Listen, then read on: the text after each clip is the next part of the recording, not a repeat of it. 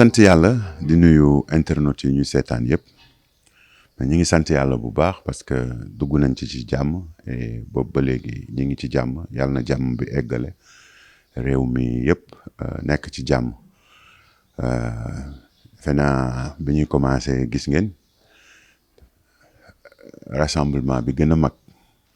ci Ndakaaru ci kàttanu yàlla ñu ñoo ko def gis ngeen 15 000 femmes yu toog ci ay chaises ñoom ñëpp ñu nuroo musóor gis minimum 5 000 jeunes yu toog wër leen sol ay t-shirt nangoo toog 16 heures ba 20h30 ci tekk ak tey après ñu pare dem ñibbi final loolu dañ ci sant yàlla wane na tamit ni que li ñuy def yàlla dugal na ko ci xelu nit ñi ak ci xolu nit ñi wan na ni tamit ni que li ñuy def Sénégalais yi particulièrement Dakar waaye am nañ ci yaakaar ñi ngi continuer nag di def liñ daan def ba am loolu ci kàttanu yàlla incha allahu rabbi le 23 wax ju bari dina arrêté comme ni wax ji baree woon avant ñu déposer suñ candidature ñii naan dinañ dem ñii naan duñu dem ñii naan weñ nañ seen loxo mais boo seetloo lépp luñ ci wax rek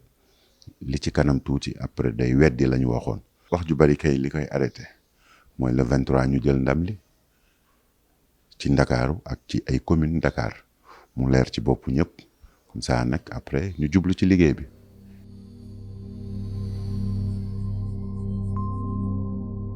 incha allah yaa ngi gis sénégalais yaa ngi gis ñi ñuy waxal ñi ngi wax xam nga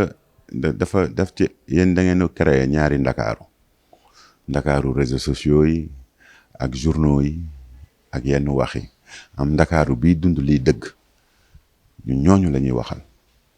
c'est-à-dire ci kër yi la ñuy dugg di wax ak borom kër yi di toog seen saal di wax ak jeunes yi di wax ak femmes yi di waxtaan ak ñoom ci jafe-jafe yi di waxtaan ak ñoom ci solution yi ñu apporté loolu moo tax bu ñu wootee ci kàttanu yàlla ñu ñëw wuyu suñu.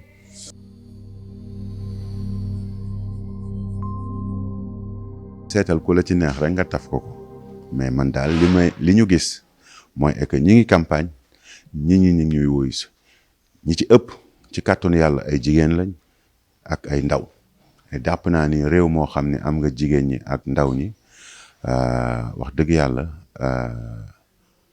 bu élection day am war nga cee mën a am yaakaar. li nga gis ci terrain bi dal na sa xel. sëñ bi yow xoolal li nga gis ci terrain bi ci man ak yeneen candidats yi xoolal commencé ci ouverture bi boobu ak léegi nga xool après nga def sa jugement boo bëggul gis nag yow yaa bëggul gis mais ñun li ñuy def ñi koy gis.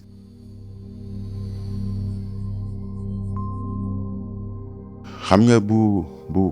par exemple liñ nekk ci campagne la rek mais offre programme man maa ko njëkk a def yaat cela 3 mois fii ci Dakar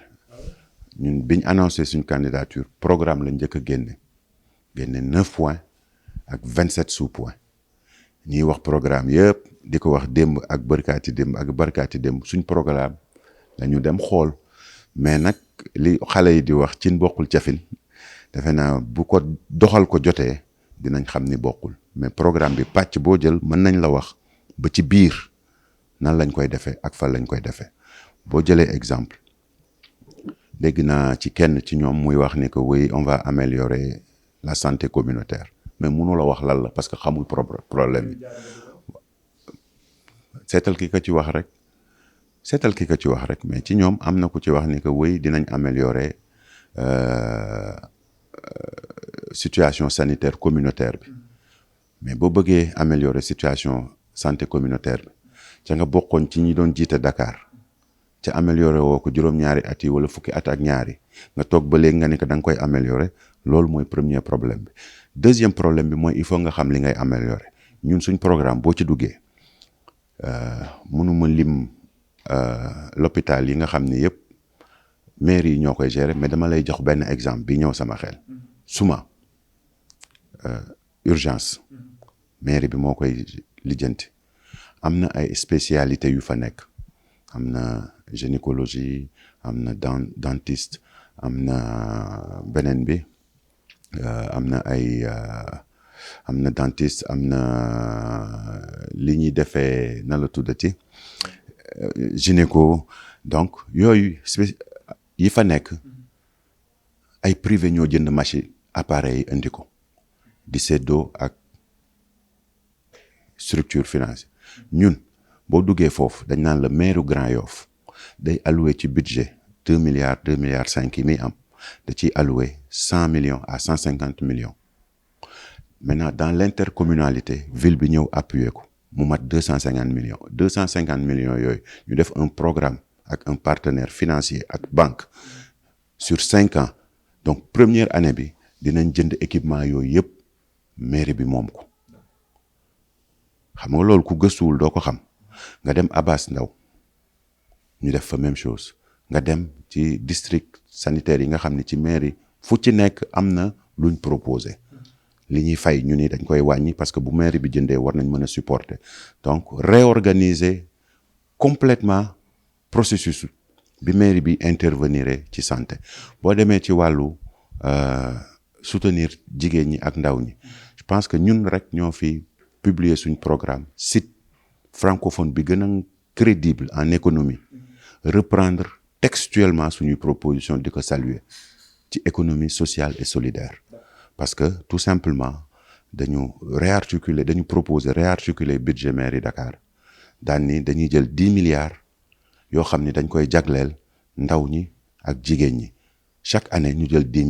milliards boo ko déposé ci institut financier yi da ngay multiplier 10 milliards yi par 10 wàññi risques yi pour banque bi wàññi intérêt pour banque bi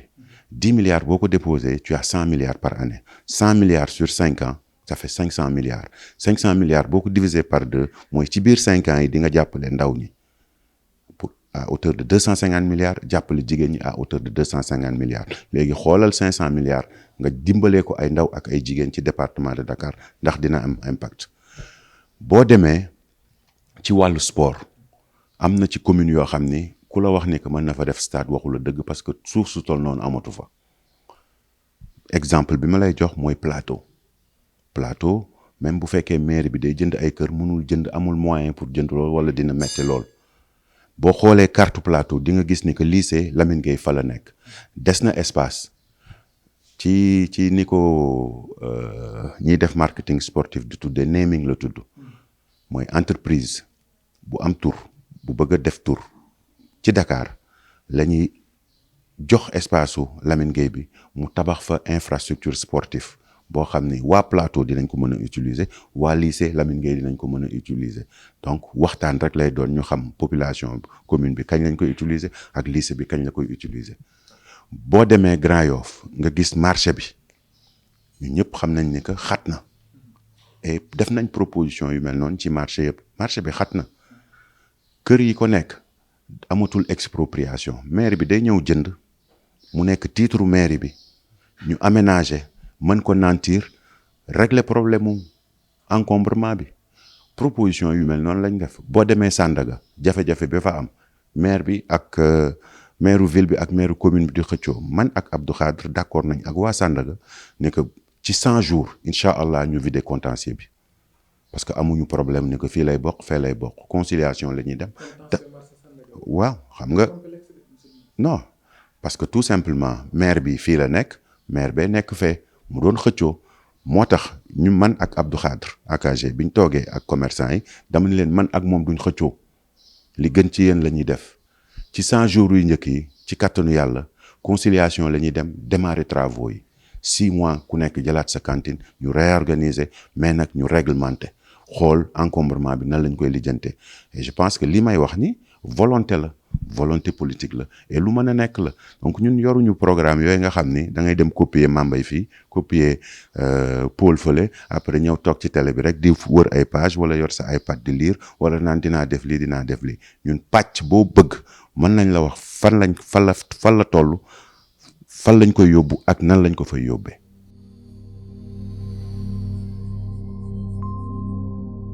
yow journaliste nga demal nga laaj leen lii nga may laaj nii boo leen ko laajee ñoom mënuñu la wax lan la ñuy def Abass Ndao mënuñu la wax lan la ñuy def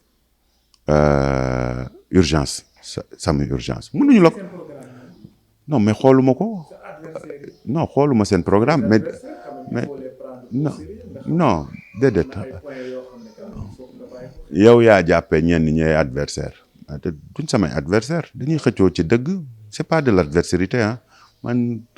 jàppewuma ko comme ay adversaire dama jàpp ni que ki yor li gën présenté ko waa Dakar ñoo ko ji bu loolu jàllee ñu jàll ci leneen parce que nag wax ji mooy am nañ ci ay xarit am nañ ci ay am di jàmm am nañ ci ñoo xam ne ñoo bokk sensibilité politique donc c'est pas de l'adversité man jëlewuma ko noonu boo xoolee ni ñuy campagne yi nga xam ne mais nañuy wax dëgg nañuy wax li am nañuy wax li ñu mën a def ñu ban a ñax nit ñi xam nga di dem uti mairie toog naan non bu ma jëlee mairie bi fii dootul taa fii dootul kii dinaa leen defal projet assainissement ca mu wóor la ni que assainissement du compétence buñ dénkaane xam nga loolu naxaate la di ut mairie ca yoroon mairie di wax ca yow juróom-ñaari at yi munoo wax la nga fa def yenn saa sax nga wax loo xam ni defoo ko parce que tamit bu ñu naxante lii dëgg mooy commune yi li ci am lépp programme président la gis naa fi maire buy inaugurer ay terrain basket ay jardin public naan non lii ñoom ñoo ko def mais lii dëgg mais xam ñu ñëpp gis nañ ni que président bi muy tabax ak Ageroute ak ministère nan la tuddati ministère des transports 8 toboggans yi ñuy def Dakar pour régler problème mu fluidité bi entreprise bi dafa def ay RSE fépp li am Yoff moo war a xam moo am VDN moo am feneen léegi yow ñu fal la juróom-ñaari at jox la budget nga takk sa écharpe woo sa juróom-ñaari nit takk say chaîne à musique ñëw ni da ngay inaugurer loo deful loolu yanu na maanaa gis naa fi ku samp ay poto lampadaire solaire yi boo xoolee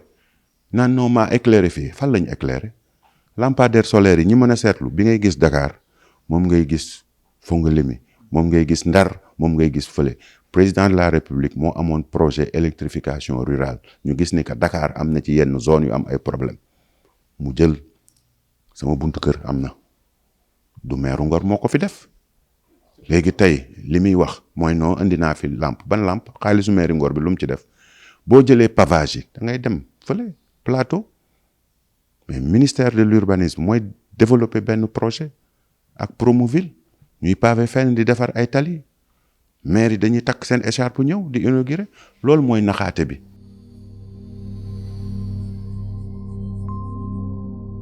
ah non c'est que man d'accord ma tamit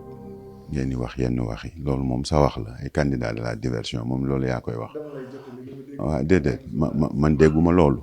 li ma dégg li nga bëgg a laaj mooy Abdoulaye Diouf Sarr mooy candidat wu Benno Bokk Yaakaar man maay candidat wu Sénégal 2035 keneen mooy candidat wu ñamu àndal loolu mooy dëgg Macky Sall amul candidat ci élection yi mani Macky Sall amul candidat ci élection yi coalition Benno Bokk Yaakaar nag réunir nañ seeni leader ñu samp seeni candidat ñun ñu réunir suñuy force samp suñuy candidat opposition bi réunir samp ay candidat am keneen def noonu lii ay élection locale la amu leen droit di ko lier à une personne xam nga Macky Sall la àndal loolu dute woo ci mais am nañ droit participer ci gouvernance locale bi ak ay forces yoo xam ni c'est réel masse yi ngay gis ñi topp ñi leen di yëkkati mais bokkuñu ci mouvance présidentielle bi Abdou Karim démb fi ma mujjee Sicap Liberté un jeune qui s'est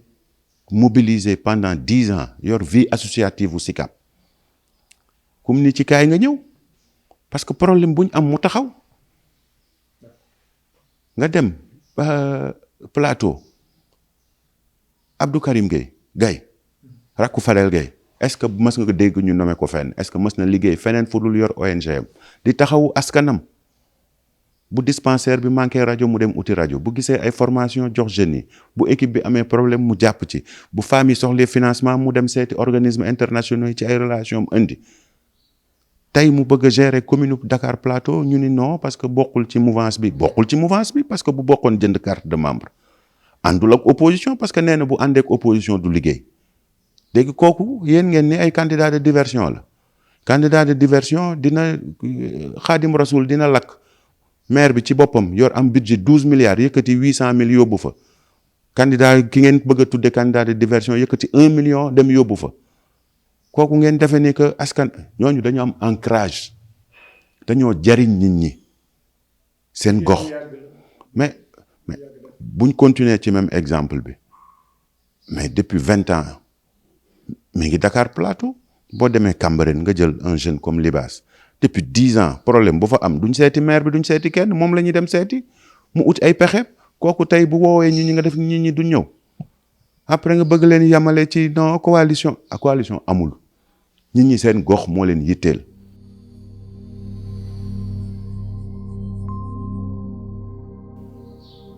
nee naa la candidat yi ñetti candidat moo am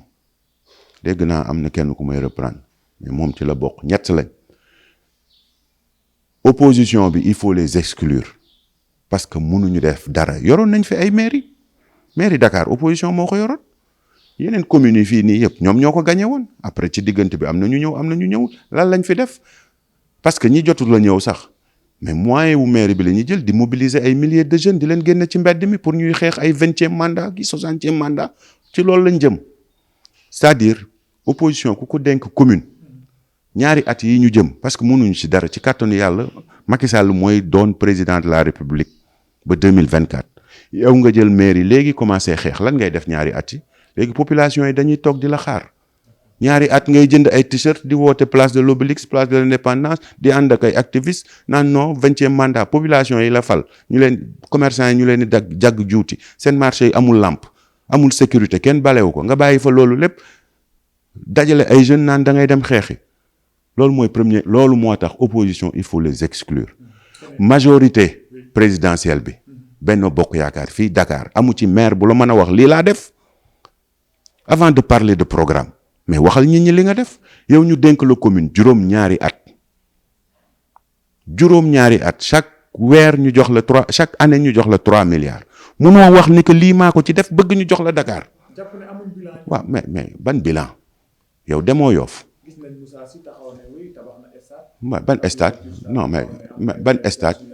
ku la wax ni que moo tabax stade waxul dëgg stade boobu état bi moo ko tabax nee naa la nañ bàyyi nax nit ñi.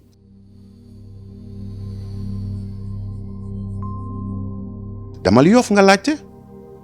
c'est que il faut pas bu ñu nax nit ñi xam nga du question man awma benn problème ak moom li tax du ma jiite première raison bi c'est politique deuxième raison bi c'est structurel troisième raison bi c'est par rapport à des aptitudes personnelles politiquement man ak moom ñoo bokk parti mës nga gis xeex bu mu jiite wala xeex bu mu bokk nga nekk ministre nekk maire ñu jox la cadre yi mës nga digg yow mës nga gis wala mës nga dégg xeex bu mu jiite waaw boo di gisee nga laaj ko est-ce que mës nga gis xeex politique bu mu porté loolu mooy première raison politique bi deuxième raison administrative mais munoo yor mairie pendant juróom-ñaari at defoo fa dara la nga fa jot a def ci rond-point boo xam ni ay ñaari murs yu croisés nga fa defoon ca nga xam ni yow da ngay toog conseil des ministres nga xam ni ci plan triennal d'investissement mi PTIP bi am na toboggan bu fay jaar prévoir nañ RSE yow nga dem jël xaalisu maire bi tabax ko ci loo xam ni ñaari weer ñetti weer dañ koy toj après ngeen bëgg a dugal ci bopp nit ñi ni que kooku mi ngi liggéey sa mbokk yi nga ne mais ñooñu la wax nee naa la ñi ci njëkk ay opposants lañ wax naa la raison ñooñu xeex leen tax a jóg ku leen jox mairie tu perds ton temps ñi bokk ci majorité bi conserver seeni poste moo leen tax a jóg pour continuer nekk ministre continuer nekk directeur firnde bi li may wax mooy nekkoon nañ ay maire aj seeni verre tëj seeni téléphone duñ wax ak nit ñi tey kër guñ dugg doo leen recevoir parce que dañ naan la ba nga ma soxlaa ñëwoo ba ma la soxlaa gisuma la donc ñooñu dañuy ut maire yi pour dem daan ni woy président waa gis nga maa gagné commune bi léegi donc damay continuer nekk maire man soxlawuma woon ut commune wala ut ñaari nit pour nekk ministre def naa 7 ans ci gouvernement musuma gagné commune musuma compétir ci ay commune et ba léegi ministre la donc man defuma ko pour occuper pour nekk ministre wala DG nekk naa ko ci utuma ko mais dama bëgg a participer ci gouvernance locale dama bëgg a jàpp ci fi may dund pour ñu réorganiser yëf yi xoolaat yëf yi càmbar ko ba pare jublu ci loolu exclusivement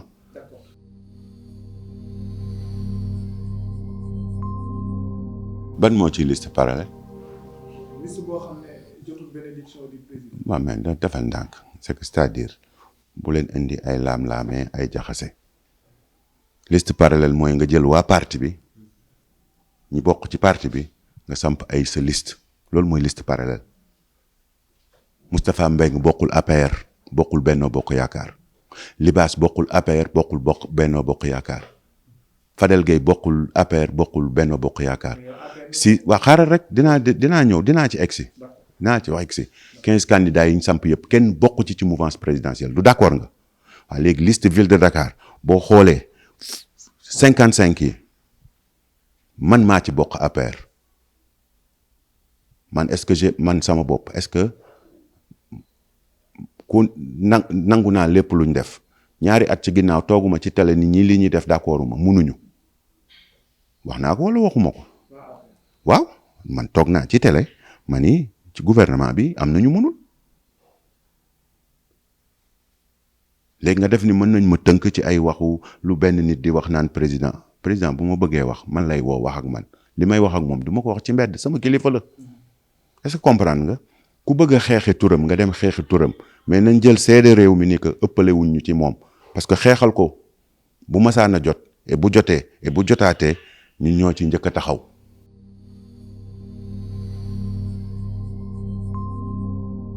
boo ko gisee nga laaj ko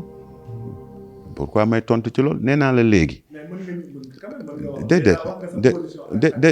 déedéet waaw mais léegi yow nga jàpp ni que man li may wax ak sama kilifa dinaa toog ci télé wala ci kii di ko wax du ma ko wax mais li may def je l'assume entièrement li may def nii je l'assume entièrement mais attends dangaa def ni dañoo xëy rek nekk fii man politique du sama liggéey damaa am métier doon liggéey lii dab ñun li yàlla nam ci ñun mooy am mais ci kàttanu yàlla mairie Dakar bii nii incha allah on va gagner et lii am wane na ni que on va gagner ku bëgg a gis nga gis ku bëggul gis nga gis parce que ñun duñu nax nit ñi.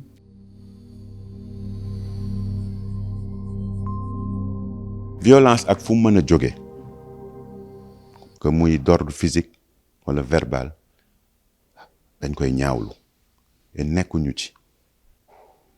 ñun suñuy caravane suñuy convoi mu ngi croiser ay convoi wu ñeneen ñi mais dañuy taxaw waxtaan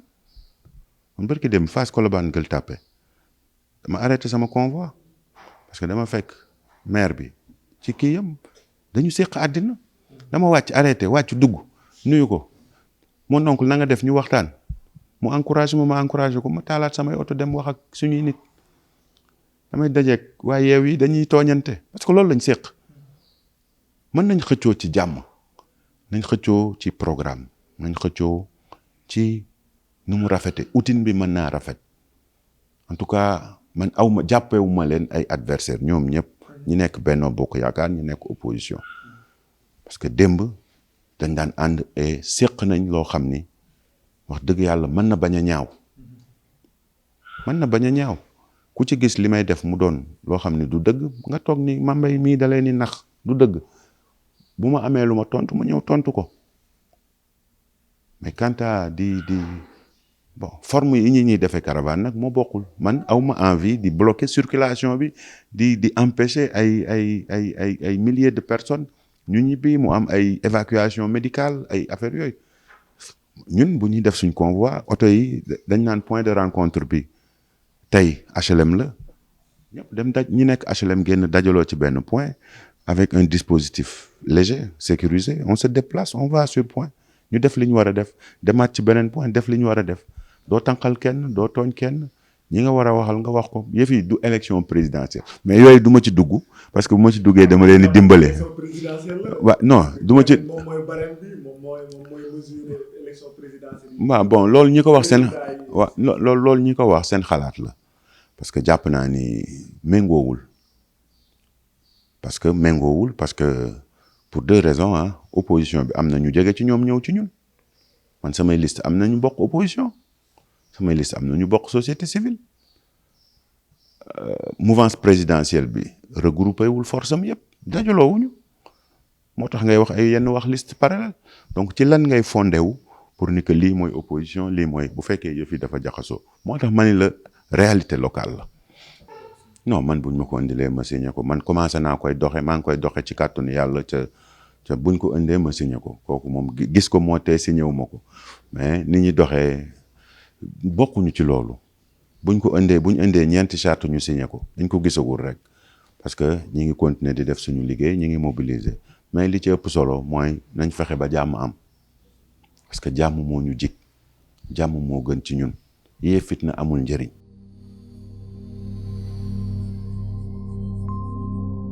waaw di sant internautes yëpp waaye tamit di profité di sant ñi ñu jot a gis ak ñi ñuy waaj a seeti kontaan nañ trop ci accueil bi population yi am ci suñu projet te ci kàttanu yàlla ñu ngi leen di wax ni que lépp lu ñu wax ak ñoom dinañ def suñu kéemtalaay kàttan pour sàmm ko.